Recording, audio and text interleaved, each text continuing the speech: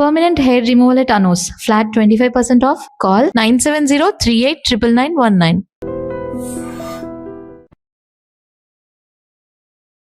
నమస్కారం, welcome to I dream. ధర్మ మార్గం విత్ విజిత కార్యక్రమానికి స్వాగతం.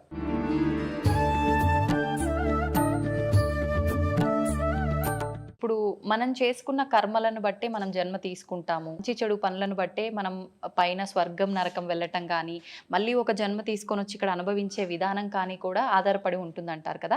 అయితే ఇప్పుడు ఒక మనిషి జీవం కోల్పోయిన తర్వాత ఆత్మ వెళ్తే పైకి వెళ్ళి అక్కడ ఏదో ఒకటి అనుభవిస్తూ ఉండాలి, స్వర్గంలోనో నరకంలోనో. కానీ ఎందుకు ఇలా దుష్ట శక్తుల రూపంలో, ప్రేతాత్మల రూపంలో మన చుట్టుపక్కల ఇప్పుడు మీరు చెప్పినట్టుగా తిరుగుతున్నాయంటారు? కర్మ విపాకం చెందకపోవడం, కర్మ విముక్తి కలగకపోవడం, వాళ్ళు చేయవలసిన కొన్ని కర్మలు తీరక, వాళ్ళ కోరికలు తీరక. అందుకే సనాతన ధర్మం అన్నీ చెబుతూ కూడా ఒక మాట చెప్పింది. ఏంటి? ఎప్పటికెప్పుడు నువ్వు సత్యం అనే భావన, నేనే సత్యం అనే భావన నువ్వు తెలుసుకో. నువ్వెవరో తెలుసుకో, నువ్వేంటో తెలుసుకో. అంతర్ముఖుడవై ఏ భవబంధములు కూడా శాశ్వతము కాదని, దేని యందు అనురక్తి కలగక, వ్యామోహం కలగక, అన్నిటినీ విసర్జీకృతంతో భావన చేస్తూనే బ్రతుకు. అన్నీ నీవే, చివరికి నావి కావనుకునే సత్యంతో కూడా బ్రతకని చెప్పింది మన ధర్మం. అట్లా కోరికలు పెట్టుకొని వ్యామోహంతో మరణించే వాళ్ళు పోరు, ఆగుతారు. మరి వాళ్ళ పరిస్థితి ఇక వాళ్ళ యొక్క వంశజులు ఉంటారు కదా, తగిన పూజలు, హోమాలు, శాంతులు, దాన ధర్మాదులు చేసి వాళ్ళకు ఉత్తమ స్థితిని పంపించగలగాలి. ఒకవేళ పంపించకపోతే వీళ్ళ యాతన వలన వీళ్ళకు కొన్ని నెగిటివిటీస్ వస్తూ ఉంటాయి, వీళ్ళ సమస్యలు వస్తుంటాయి, వీళ్ళ పనులు కావు, వీళ్ళకి ఇబ్బందులు వస్తుంటాయి, వాళ్ళ కుటుంబ సభ్యులు అనారోగ్య సమస్యలు వస్తుంటాయి. ఎక్కువ రోజులు పితృదేవతలు గనక వేదన పడుతూ ఉంటే వీళ్ళకి పిల్లలు కలగరు. పిల్లలు పుట్టిన పుత్ర సంతానం కలగదు, పితృదేవతల యొక్క శాపం వలన. ఓకే. అయితే ఈ పితృదోషాలతో రకరకాల ఇబ్బందులు పడుతున్నారు అంటారు. అవన్నీ ఇటువంటి వారి కుటుంబాలకే ఉంటాయి. హిందూయిజాన్ని ఫాలో అయ్యే వాళ్ళే కాదు, వేరే మతాల వాళ్ళకు కూడా ఈ ఎఫెక్ట్ ఉంటది. ముస్లిమ్స్ గాని, క్రైస్తవులకు గాని, మానవ జన్మ ఎత్తిన ప్రతి ఒక్కరికి ఉంది ఇది. కంప్యూటర్కి ఒక వైరస్ వస్తే ఏం చేస్తారమ్మా? సిస్టమ్కి ఒక వైరస్ వస్తే ఏం చేస్తారు? అప్డేట్ చేస్తుంటారు, ఎప్పటికప్పుడు రిపేర్ చేస్తూ ఉంటారు. జెనెటిక్ అంటే మన జెనెటిక్ థియరీ ఏదైతే ఉందో, డిఎన్ఏ కాలానికి వంశవృక్షానికి సంబంధించిన అప్డేట్ అనమాట ఇది. ఓకే. అయితే ఇప్పుడు మనం ఏదైతే ఇప్పుడు ఈ ఆత్మలు ఇలాంటివి ఉన్నాయి అనుకున్నామో, అలాగే భగవంతుడు కూడా మన కళ్ళకు కనిపిస్తాడా ఆత్మల్లాగానే? చాలామంది ఈ మధ్యకాలంలో నాకు భగవంతుడు కనిపిస్తాడు, కావాలంటే మీకు చూపిస్తా అని చెప్పి రకరకాలుగా మాట్లాడుతున్నారు. నిజంగా అలా భగవంతుని చూడడం సాధ్యమే అంటారా? భగవంతుని 3 పద్ధతులతో చూడవచ్చు. జ్ఞానరూపకంగా చూడవచ్చు, భావరూపకంగా చూడవచ్చు. దానికి రూపం లేదు. అలా ఫీల్ అవ్వచ్చు, కనిపిస్తున్నాడు, మనం ఫీల్ అవ్వచ్చు. That's own experience. భగవంతుని భౌతికంగా జడముగా చూడాలనుకుంటే దానికి ఒక మార్గం ఉంటుంది. ఏంటండి? ఇప్పుడు మన చుట్టూ మెనీ మోర్ ఆఫ్ బ్యాక్టీరియాస్ ఉంటాయి మన చుట్టూతా. దాన్ని సూక్ష్మదర్శినితోనూ చూడవచ్చును. భగవంతుని ఇట్లా సశరీరంతో చూడవచ్చు అంటే ఒకే ఒక మార్గం ఉన్నది, యోగ మార్గం. యోగాతో చూడవచ్చు. ఓకే.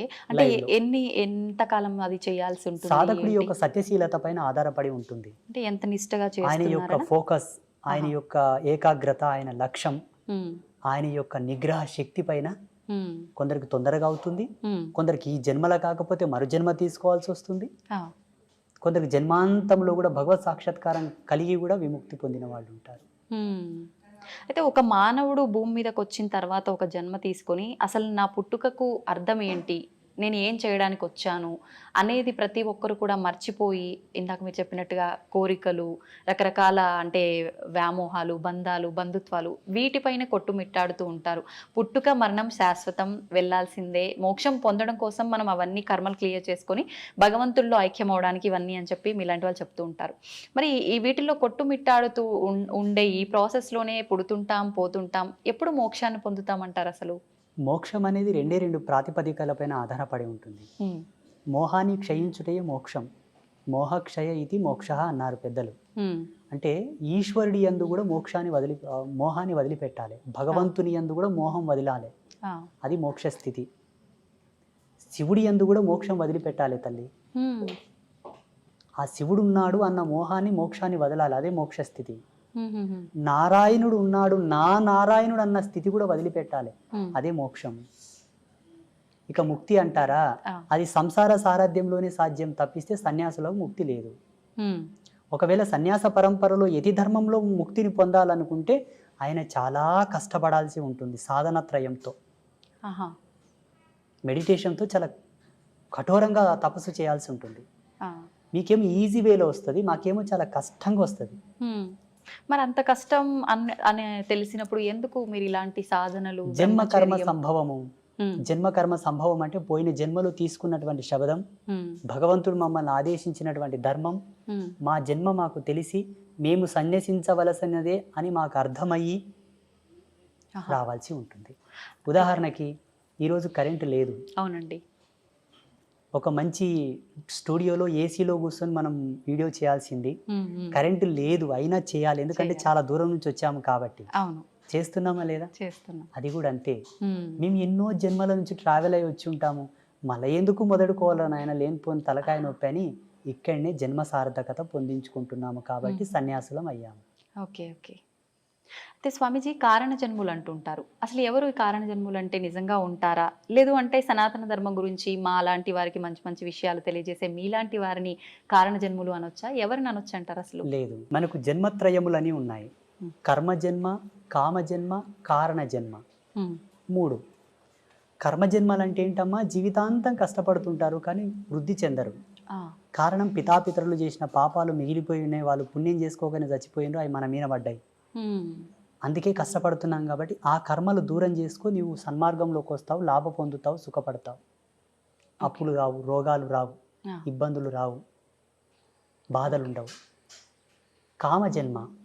కామజన్మ అంటే కేవలము సంభోగ ధర్మాన్ని ఆస్వాదిస్తూ కామ కోరికలతో ఉండి పిల్లలు సంసారం అనే వ్యామోహం లేకుండా అదేదో పిచ్చిగా జంతువులు కదా సంభోగం చేసినట్లు సంభోగం చేసి పిల్లల్ని కంటే పుట్టే పిల్లలు కూడా కామ పిల్లలే పుడతారు. హిరణ్యకశప హిరణ్యాక్షుల్లాగా.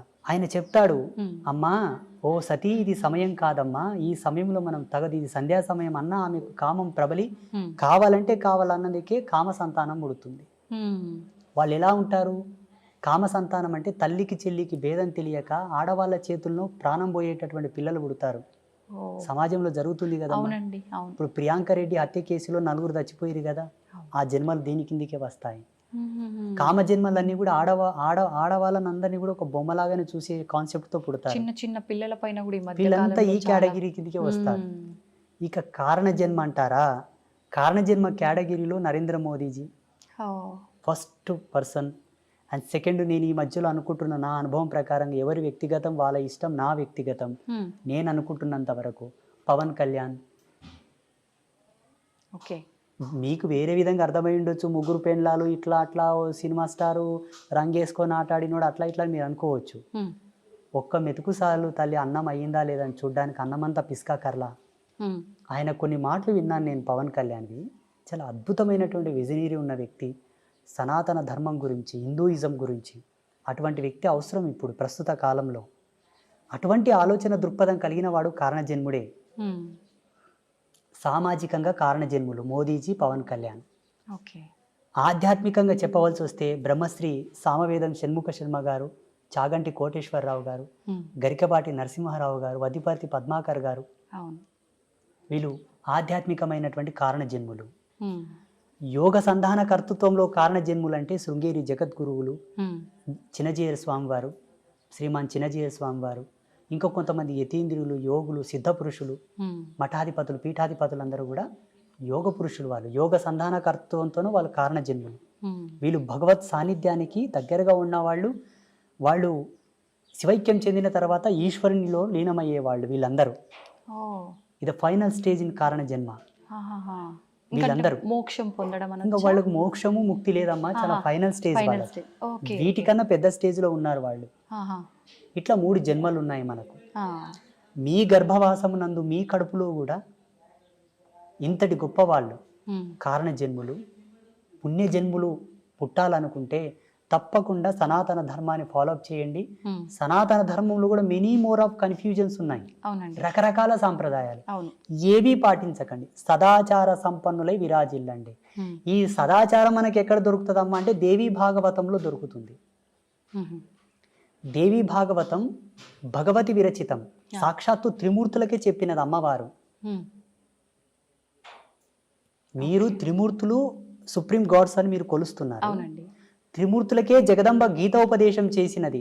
ఆ జగదంబ చేసినటువంటి గీతోపదేశమే శ్రీకృష్ణ పరమాత్మ వారు ఆ యొక్క గీతను అర్జునుడికి ఉపదేశించాడు. అది భగవతి గీత. భగవతి గీత, భగవతి చెప్పిన గీత భగవద్గీత. ఓకే, అర్థమవుతుందా? అర్థమైందండి. మీకు ఒక ఫోటో నేను పంపిస్తాను, దీని మీద స్క్రీన్ మీద స్క్రోల్ చేయండి. అలాగే. కృష్ణ పరమాత్మ జగదంబను చూపుతూ అర్జునునికి గీతోపదేశం చేస్తాడు. ఆ ఫోటో బయటికి రిలీజ్ చేయరు చాలా మంది, ఎందుకంటే పక్షపాతం. అక్కడ స్త్రీమూర్తి హైలైట్ అవుతుంది కదా. అవును అవును. వద్దు, మాకు అది వద్దు. దేవుళ్ళ విషయంలో కూడా పార్షియాలిటీస్. లేకపోతే ఇప్పటికీ ప్రతి సందర్భములో అవును అవును, యజ్ఞమూర్తి ఎవరు, మంత్రతంత్ర అధిష్టాన దేవత ఎవరు, వేదమాత ఎవరు? అమ్మవారి గుళ్ళకు శోభ లేదు తల్లి. దక్షిణ భారతదేశంలో ఉంది, ఎందుకంటే దక్షిణ భారతదేశంలో ఆధ్యాత్మికతకు స్వతంత్రత ఉన్నది కాబట్టి. ఉత్తర భారతదేశంలో ఉన్న శక్తిపీఠాలన్నీ వెలవెలబోతున్నాయి తల్లి. అది నా బాధ. సెంట్రల్ గవర్నమెంట్ నాకు అధికారం ఇస్తే భారతదేశంలో శక్తిపీఠాలకు ఉండే వైభవం ఏ దేవాలయానికి ఉండదు. నేను కట్టించి చూపిస్తాను స్వచ్ఛందంగా. అమ్మవారి గుడి అంటేనే ఒక అద్వితీయమైనటువంటి అజరామరమైనటువంటి కళాఖండముల చేత విరాజిల్లేటట్టుగా నేను కట్టిస్తాను. కానీ ఉండాలి. పేరులోనే అర్థం ఉంది కదా, మన శక్తి పీఠం, అది భూమికి శక్తి. అవునండి. ఎర్త్ ఫిట్ లాగా పనిచేస్తుంది అది. మన భౌగోళికమైనటువంటి ఈ భూప్రపంచాన్ని కంట్రోల్ చేసేటువంటివి. మళ్ళీ అమ్మవారు అందుకే నన్ను పుట్టించిందేమో అనుకుంటాను నేను. నా భావన, నా వ్యక్తిగతమైన భావన, మీ భావన కాదు, నా భావన. చూద్దామండి ఏమవుతుందో. మీరు అన్నట్టుగా ఆలోచించడం కాదు, ప్రతి ఒక్కరు మనసులో ఉన్నదే. ఆడవారిని కొంచెం చిన్న చూపుగా చూస్తుంటారు. ఎవరింట్లో వాళ్ళకే కొంచెం చిన్న చూపు ఉంటుంది. సమానంగా సంపాదించినా, సమానంగా గౌరవం ఇచ్చినా, ఏ రకంగా అయినా కూడా ఉంది. ఇప్పుడు మీరు చెప్పేదాన్ని బట్టి చూస్తే, అంటే ఈ పీఠాలు ఇవన్నీ అయితే మేము రీసెర్చ్ చెయ్యము, తిరిగి చూడం కాబట్టి, అంటే అమ్మవార్ల ఆలయాల పైన కూడా ఇంత వివక్ష ఉంది స్త్రీ అని ఉంది. మీరు ద్వాదశ జ్యోతిర్లింగాల దేవాలయాలు చూడండి. అవును. అష్టాదశ శక్తిపీఠాల దేవాలయాలు చూడండి. అవును, మీకు లైవ్లు ఇప్పుడే కనిపిస్తాయి కదా. పురుష దేవుళ్ళకు సంబంధించిన కాన్సెప్ట్ ని ప్రవచనకర్తలు అలా చెప్పారు. ప్రవచనకర్తలు చెప్పడం ద్వారా ఇప్పుడు జనాలది ఏం తప్పు లేదమ్మా. మాలాంటి వాళ్ళు ఏం చెప్తే అది వింటారు. మీరు ఇంతకుముందు అన్నారు కదా, ఎవరు వచ్చి ఏం చెప్తే అదే వింటారు గురూజీ జనాలు, మరి ఎటు పోవాలి జనాలు అన్నది మీరు అడిగారు చూసారు. అది సత్యమే. అలా వెళ్ళిపోయారు. కానీ వేదాంత తర్క సంవాదం యొక్క మూలం చెప్పన, మంత్రతంత్రాల యొక్క మూలం చెప్పన, అమ్మను ఆశ్రయించిన వాడే ముక్తిని పొందగలడు. ఇది సత్యం. అందుకే కదా త్రిమూర్తులు ఆమె పాదాలు అక్కడ పడుతున్నారు. ఇప్పుడు చూడండి, ప్రపంచంలో ఎక్కువ శాతం పురుషులందరూ కూడా స్త్రీలలాగా మారుతున్నారు. స్త్రీలు పురుషుల్లాగా తక్కువ మారుతున్నారు. అవునండి. లింగ మార్పిడి చేసుకొని అధిక సంఖ్యాకులు పురుషులు స్త్రీలలాగా అవుతున్నారా, స్త్రీలు పురుషుల్లాగా అవుతున్నారా? పురుషులే స్త్రీలలా అవుతున్నారు. పురుషుడు యథార్థంకి వస్తున్నాడు కాబట్టి అది సత్యం. కానీ అలా జరగడం మంచిది కాదు. ఇది సృష్టి విరుద్ధమే కదా. విరుద్ధమే. అలా మారకూడదు. ఒకవేళ ఆడపిల్లల యొక్క గుణగణాలతో స్త్రీ యొక్క స్వాభావికంతో ఒక పురుషుడు పుట్టినప్పటికీ సాధ్యమైనంత వరకు 100% వాని మోటివేట్ చేసి వాని ద్వారా ఒక జన్మనిప్పియాలి, వానికి సంసారం ఇవ్వాలి. కానీ ఏదో మహిళలాగా చేష్టలు చేస్తున్నాడని వాని కన్వర్ట్ చేయకూడదు. ఇప్పుడు అందరూ అలాగైతే జగత్ సృష్టి ఎట్లా జరగాలి తల్లి? అవునండి. మీకు జన్మనిచ్చిన తల్లిదండ్రులు కూడా ఇట్లా చేసుంటే మీరు పుట్టేవాళ్ళ? అవును అవును. అది మనకు కావాల్సింది. 100కు 1,000,000 ప్రయత్నం చేయగా కూడా వాళ్ళు మాడలేదంటే ఈశ్వరార్పణంగా చేసేసేయండి, తప్పులేదు. ఇది నా అభిమతం. ఏమంటారు? కరెక్టే అండి. వాస్తవమా కాదా? వాస్తవమే. అది ఎంతసేపు బ్రతికినా మీరు యాంకరింగ్ ధర్మంలో, ఎలక్ట్రానిక్ మీడియా ధర్మంలో వాళ్ళు, సన్యాస ధర్మంలో నేను, సమాజం అంతా కూడా భావి తరాలను దృష్టిలో పెట్టుకొని బ్రతకండి. ఈనాడు మనం చేసింది రేపటి తరాలకు అది ఆచారం అవుతుంది. మా పెద్దలు చేసిండ్రా మేము తీసేయం దీనిని అంటారు డైరెక్ట్. చేసేటప్పుడే ఆచితూచి చేయండి. అంతే. ఇంకోటి, మన మీడియా ద్వారా అందరికి నేను ఒక రిక్వెస్ట్, చెప్పండి. ప్రకృతిని కాపాడండి ప్లీజ్. నిజంగా ఇది అందరికీ చాలా ముఖ్యం. ప్రకృతిని కాపాడండి. ప్రకృతిని కాపాడడంలో ఒక మంచి టిప్ చెప్తాను మీకు. మీ పిల్లల పుట్టినరోజులున్నా, మీ పుట్టినరోజులున్నా, మీ పెద్దల యొక్క తద్దినాలున్నా, దినకర్మలున్నా ఏదన్నా ఫ్రీ ప్లేస్ ఉంటే అది రోడ్డు పక్కన అక్కడిక్కడ కాకుండా ప్రతి ఒక్కరు ఒక 10 చెట్లను నాటండి. అవును. అవసరం ఉంటే తప్ప చెట్లు కొట్టొద్దు. అవసరం ఉంటే తప్ప కొండలు గుట్టలు పర్వతాల జోలికి వెళ్ళవద్దు. అవసరం ఉంటే తప్ప ఆనకట్టలు కట్టవద్దు. ఎక్కడికక్కడ నీళ్ళని ఫ్లో చేసి పెట్టకండి. విదేశాలలో ఉన్న ఆనకట్టలను కూల్చివేస్తున్నారు ఇప్పుడు. అవునండి. చెరువులను పూడ్చకండి. నదులని ఇబ్బంది పెట్టకండి, కలుషితం చేయకండి. నేచర్ మనకు సహజ సిద్ధంగా ఇచ్చినటువంటి అమృతతుల్యముని వల్ల మనం పాడు చేసుకుంటే భావితరాల్లో బ్రతకలేము. ఆల్రెడీ ఇప్పటికే చాలా పొల్యూషన్ అయిపోయింది, ప్రకృతి చాలా పాడైపోయింది, దానివల్ల రకరకాల అనారోగ్య పరిస్థితులు కూడా ఏర్పడ్డాయి. ఒక దౌర్భాగ్యం చెప్పనా, నదులను దేవతలుగా పూజించే మన దేశంలో నదులన్నీ కలుషితమయ్యాయి. నది యొక్క విలువ తెలియని దేశంలో అయితే ప్యూర్ ఉన్నాయి, మళ్ళీ ఆ నీళ్లు తాగడానికి కూడా పనికిరావు. ఇది దౌర్భాగ్యం భారతదేశంలో. ఇలా కావడానికి కారణం ఏంటో తెలుసా, సనాతన ధర్మం ఇంకా కూడా స్వతంత్రతను పుంజుకోలేదు అనుకుంటాను నేను. సనాతన ధర్మానికి స్వేచ్ఛ లేదని అనుకుంటాను నేను.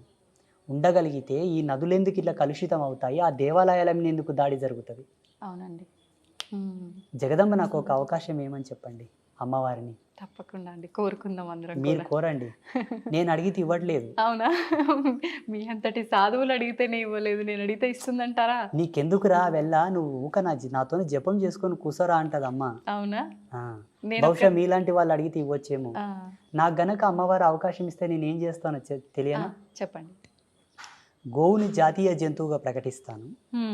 సెకండ్, ఈ భారతదేశంలో ఉండేటటువంటి సహజ వనరులు, జీవనదులు, పర్వతాలు, అరణ్యములనన్నిటినీ కూడా ధర్మమూర్తుల యొక్క ఆధీనంలో ఉండేటట్టుగా రాస్తాను. ఎందుకంటే ధర్మమూర్తులకంతా దూరదృష్టి కలిగి ఉంటుంది. నదుల్లో కలుషితాలు కలవనివ్వరు, చెట్లని కొండల్ని కొట్టనివ్వరు, ఆపుతారు. ఎందుకంటే పర్వతాలను పూజిస్తాం మనం, చెట్లను పూజిస్తాం మనం, నదులను పూజిస్తాం కాబట్టి వాటి జోలికి వెళ్ళనియరు. ప్రసిద్ధ పీఠాలు ఉన్నాయి, శృంగేరి జగద్గురువులు ఉన్నారు, పెద్ద పెద్ద పీఠాధిపతులు ఉన్నారు. ఆ ప్రదేశంనంతా కూడా వీరి ఆధీనంలో ఉంచేటట్టుగా నేను చట్టం తీసుకొస్తుంటే, దీన్ని అంతా నువ్వు కంట్రోల్ చేయాలని చెప్తుంటే. ఇప్పుడు మీరు చేసే ఈ సాధనలు వీటన్నిటి వల్ల ఈ మార్పులు సాధ్యం కావంటారా? ఖచ్చితంగా చట్టం చేతిలో ఉండాలంటారా? 100% సాధ్యం అవుతుంది. కాకపోతే సామాజికమైన మర్యాదలు కొన్ని ఉన్నాయి కాబట్టి. వెనకతలకు ఒక స్వామీజీ, నాలాంటి స్వామీజీ ఒక యజ్ఞం చేసి యజ్ఞశక్తిని ధారపోసాడు, లోక వినాశనం అవుగాక అని. అందులో వాళ్ళ శిష్యులు కూడా ఉన్నారు, వాళ్ళు కూడా పోయారు. అంత జ్ఞానం తెలిసిన ఆయన కూడా అక్కడ తప్పు. ఈ తపస్సులు, మంత్రబలము, మంత్ర ప్రయోగములు కూడా కొన్ని ధర్మాలతో చేయబడతాది కాబట్టి ఎలా చేద్దామన్నా అందులో అందరూ ఉంటారు. అది కదా వచ్చింది ముప్పు. ముందు వెనక ఆలోచించాల్సి అది అశ్వత్థామ కదా బ్రహ్మాస్త్రాన్ని ప్రయోగించాడు కానీ వెనక్కి తీసుకోవడం తెలియదు ఆయనకు. అట్లా ఎన్నో మూలాలు బతికే ఉన్నాడంటారు, ఇది నిజమేనా అండి? మీరు ఒకవేళ హిమాలయస్లో ఒక సిటీ ఉంది, ఒక ప్లేస్ ఉంది, అక్కడికి వెళ్తే ఆయనతో మీరు ఫోటో కూడా దిగవచ్చు, సెల్ఫీ. నిజమా? -60 degrees సెల్సియస్లో చలి ఉంటుంది అక్కడ, -60. మరి ఒకవేళ వెళ్తామంటే కెమెరామ్యాన్ మీరు వెళ్ళండి. అది ఎలా సాధ్యపడుతుంది అంటారు? గడ్డగట్టి పోము అక్కడే అడుగు పెట్టిన దగ్గరే లేరు అనడానికి అవకాశం లేదు. సప్త ఋషులు ఉన్నారు, యోగ పురుషులు, సిద్ధ పురుషులు, మహావతార్ బాబాజీ కూడా ఉన్నారు ఇప్పటికీ. చాలా మంది యతీంద్రియులు, సిద్ధ పురుషులు ఉన్నారు. లేరు అని మీరు కొట్టిపాడేయకూడదు, ఎందుకంటే మీకు అనుభవం లేదు, మీరు చూడలేదు. మేము చూసాము కాబట్టి ఉన్నారని చెప్తున్నాము. వాళ్ళని ఇక్కడికి తీసుకొస్తామంటే తీసుకొస్తాము. ఈ యొక్క తపోజ్వాలకు తట్టుకొని ఉండే శక్తి ఈ మానవాళికి లేదు. పిట్టలు రాలిపోయినట్టు రాలిపోతుంటారు వాళ్ళు వస్తూ ఉంటే. అది సత్యం. అంతటి ఎనర్జీ ఉంటుంది వాళ్ళ స్పిరిచువల్ ఎనర్జీ.